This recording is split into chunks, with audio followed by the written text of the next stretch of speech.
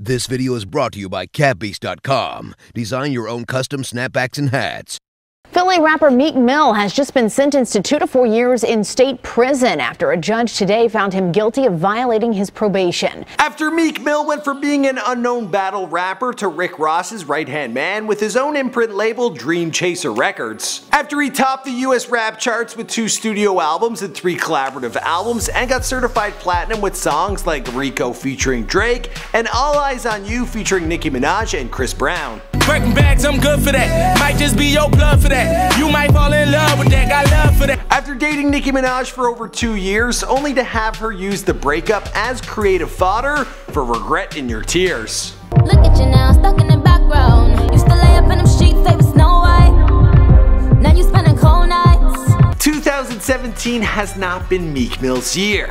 It began with reports in early January that he and Nicki Minaj would be calling it quits. While one imagines he was still licking his wounds from the breakup, Meek would be hounded for a picture at an airport in an incident that would quickly escalate into a fistfight. He would be arrested for the incident and then charged with reckless driving. After narrowly avoiding jail for those charges, he found himself in court again for parole violation and sentenced to 2 to 4 years in prison. Ouch. What's going on, guys? My name is Michael McCrudden, documenting the life and career of Meek Mill after his initial rise to fame, here for you on After They're Famous. Now I know some of you guys are going, he's still famous. Fine, but don't you think this video is a little justified? I think so. Let me know who's next by hitting me up on Twitter or Instagram at McCruddenM. We've also covered Meek Mill's come up story in a glorious Before They Were Famous video. Be sure to check that out. But now let's talk about his beefs, his controversies, and his legal issues.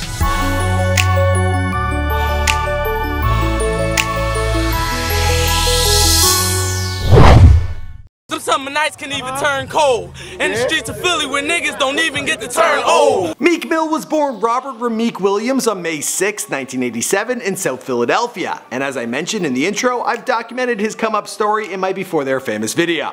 Growing up in the rough and tough neighborhood of North Philly, there wasn't a lot of opportunity for young Meek Mill. He lost his father at a young age and had little passion for the life of a hustler. He learned pretty early on that his gifts lied in music, and he spent most of his time rapping, making a name for himself as a notorious battle rapper. Despite his efforts, he still got caught up with trouble with the law and was arrested for the first time at the age of 18, catching some serious charges. His house arrest became a blessing in disguise, shaping Meek into one of the city's most dedicated and consistent up-and-coming rappers. But every time things seemed to be coming together for the rising star, he found himself in trouble with the law once again. While his dad was shot and killed when young Robert was just 5 years old, he found a father figure in his uncle Grandmaster Nal. This guy was a legend in the Philadelphia scene and helped to get Meek into the world of hip-hop. Originally under the name Meek Millions, Robert got together with some friends to form the rap collective The Bloodhounds. He released 4 mixtapes with the group before breaking off to make it as a solo artist. He built a relationship with DJ Drama and eventually got to work with T.I. and Rick Ross, who took him under his wing. Rick Ross would also sign Meek to Maybach Music Group, and soon he would be included on XXL's freshman class of 2011. From there, Meek Mill's career would skyrocket, featuring heavily on MMG's collaboration albums Self-Made Volumes 1, 2, and 3. All of these would hit #1 on both the US rap charts and US R&B and hip hop chart. On the Billboard Hot 200, they all peaked at either #4 or #5. On top of that, Meek Mill would release Dreams and Nightmares in 2012, which hit #2 on the Billboard Hot 200 and #1 on both the US rap charts and the US R&B and hip hop chart. His follow-up album, Dreams Worth More Than Money, hit #1 on all 3 of these charts and would become certified platinum. Honey, I made it! Wins and Losses, released as recently as July of 2017, would see a bit of a decline in Meek Mill's sales, but the album would still reach #2 on the US rap charts and #3 on the Hot 200. And that's not even mentioning his 4 Flamer mixtapes, his 4 Dream Chaser EPs, Mr. Philadelphia, and his 4 EPs 4444 Part 2, Meek and Music, and Meek and Music 2. Even while Meek Mill's career was still on the rise, he faced no shortage of run-ins with the law and feuds with other rappers. Actually, one of his first public feuds was not with a fellow artist, but with a man in cloth. In 2012, Philadelphia-based Reverend Jomo K. Johnson called for a boycott of Meek Mill shortly after the release of the lead single for Dreams and Nightmares. Amen. Reverend Johnson took issue with the song, calling it use of religious language blasphemous, and in a formal statement said, As a hip-hop fan, I want to encourage every rap fan in Philadelphia who is a believer in Jesus Christ to boycott Meek Mill until he acknowledges this blatant disrespect. And being a resident of North Philadelphia and pastor, I revoke Meek's hood pass until this happens. Whoa, apparently aside from leading his church, this guy also controls the hood passes. Busy guy. Anyway, the two spoke to each other live on the radio, and Meek opened the conversation by saying what I think pretty much everyone else was thinking. From my understanding, and my look at it, it's looking like you trying to get famous or you need some attention, because you could have came to me and said anything you wanted to say. Later, Meek Mill would address the issue on BET's 106 & Park, where he stated, "People find all types of stuff offensive. I don't think no preacher or no church approve of any type of rap music, because rap music period is a lot of bad stuff said. But at the end of the day, it's real life. And me, I wasn't trying to disrespect no religion or anything like that. My whole family is Christian. I have a half Christian, half Muslim family. I ain't dropped the song with bad intentions. I did it just because it was a good feeling. That's the feeling it gave me, so I said, Amen Church." Reverend Johnson was apparently moved by these words because he soon after called off the boycott and said he forgives him. I assume he also returned Meek Mill's hood pass. But it wouldn't be long before Meek would be beefing with people who actually matter. In 2013, Kendrick Lamar dissed Meek Mill and a long list of other influential artists on his guest verse on Big Sean's Control. Meek responded the next month with a diss track called Ooh Kill 'Em. But this minor spat with Kendrick would not be Meek's only 2013 feud.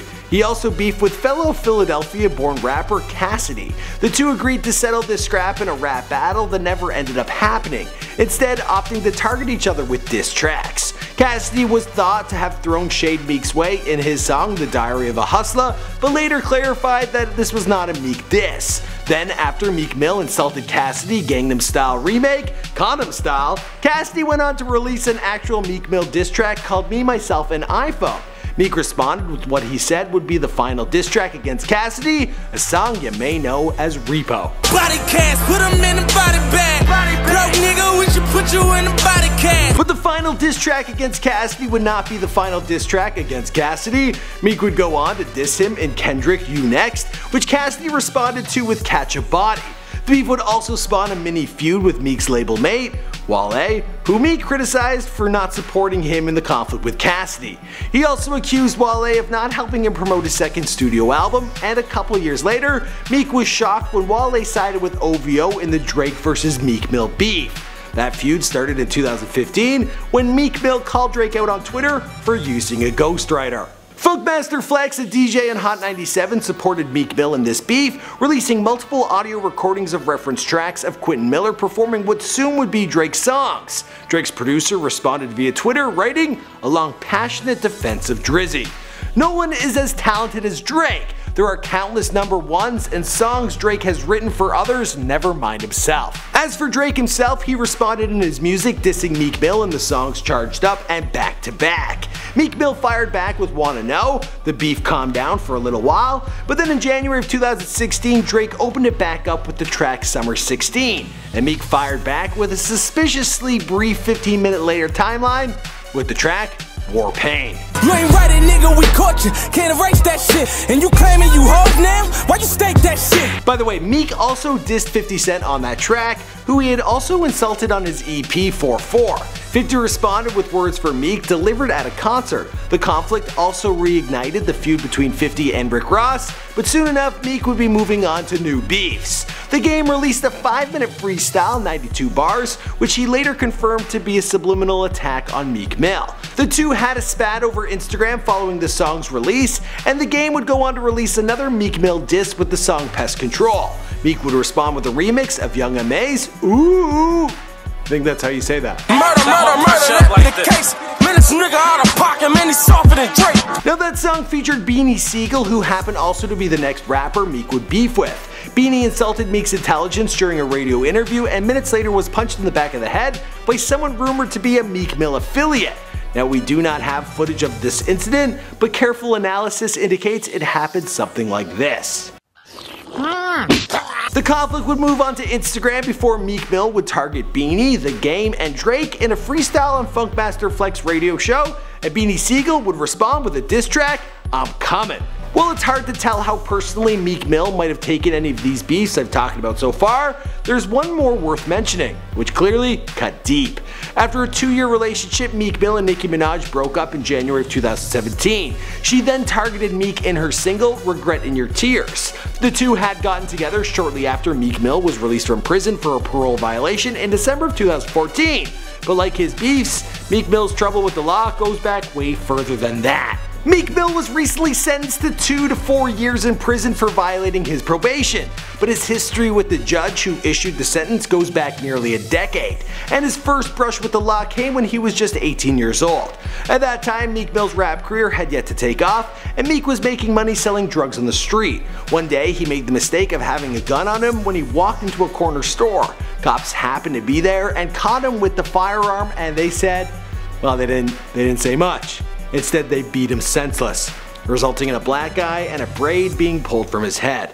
On the police report, one officer complained his hand was injured in the incident. In reality, it was because of the punches he had thrown at Meek Mill. In 2008, Meek was arrested on gun and drug related charges. Judge Janice Brinkley sentenced him to 11 to 23 months in prison. He would be released for good behavior in 2009 and put on 5 years probation. In 2012, Meek Mill would meet Judge Brinkley for the second, but by no means the last time. This time she determined that he had violated probation by booking shows out of state without reporting to his probation officer. The judge was working on securing Meek a travel permit for work, but warned him to not leave the state until the permit was secured. The next year, Meek Mill violated his probation again by not reporting his travel plans to his probation officer. He went on a rant via social media to air out his grievances, and Judge Brinkley did not appreciate this. She then sentenced Meek to etiquette classes. Sorry, I'm not sure what happened there. I meant to say etiquette classes. These videos, they're getting long. With a stroke, time lost is brain lost. At the first warning signs, take action immediately. In July of 2014, the court discovered that Mill had given them a non-working phone number and then had once again decided to travel without talking to his probation officer all about it. Meek also posted pictures to Instagram of himself holding a gun, although the lawyer argued that this was just a prop. Judge Brinkley sentenced Meek Mill to 3 to 6 months in prison, and he was released 5 months later in December of 2014. In 2016, Meek Mill got in trouble once again for violating probation. This time it was for failing a drug test and, of course, say it with me, traveling without telling his probation officer. I think you haven't learned your lesson yet. Stay in the cupboard till I tell you to come out. For this, Judge Brinkley sentenced Meek to 6 to 12 months in county jail, but allowed him to serve the time on house arrest. By this time, he was dating Nicki Minaj, so it was a pretty nice house. For good measure, the judge gave Meek 6 more years of probation. Then in 2017, this happened. Because I know he's finna punch me, so I swung first, you know. Did Meek attack you as well, or was it just all of them. Meek Mill hit me in the back of my ear. Meek Mill was charged with assault after an altercation with a guy who wanted a picture with him at St. Louis International Airport. The other guy swung first, and Meek's charge was thrown out, but soon he'd be in more legal hot water, catching a charge for reckless driving in New York when he was caught popping wheelies for a music video shoot. Yeah, the poor guy, well, he does love popping them wheelies.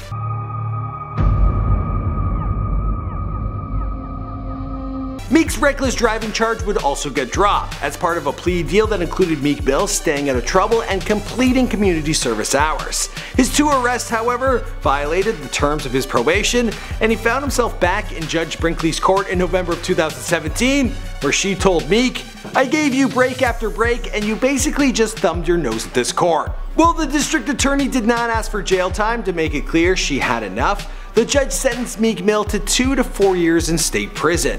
His fans and fellow artists reacted, with many using the hashtag #FreeMeekMill on social media. Demonstrators rallied in protest of the sentence. Among them were Meek's mom and artists like Macklemore and, of course, Rick Ross. What's he say? Rosie. I'm here for one reason. I'm here to support my brother Meek Mill. It's been recently reported that the FBI may be investigating the judge involved in this case. One thing they may be checking out is a rumor that Judge Brinkley asked Meek Mill and his then girlfriend Nicki Minaj to remix a Boyz II Men song and give her a shout out in the lyrics. Again, this is just a rumor, but if it is true, the request exemplifies exactly what people are tired of seeing in the criminal justice system: corruption. And, well, bad taste in music. As for the rest of the story, well geez, we'll have to wait and see, because this is After They Are Famous. My name's Michael McCradden, thanks for checking out this video. I've also done a Before They're Famous on Meek Mill, you should certainly check out. And also check out our After They're Famous playlist. We got lots of gems on there, like T.I. and Ja Rule, ooh, Fire Festival. And Nelly, ooh, he didn't like it. He actually unfollowed me on Instagram because of it. What are you gonna do? Alright, boom! How it feels to chew 5 gum. Woo! Chew 5 gum. Stimulate your senses.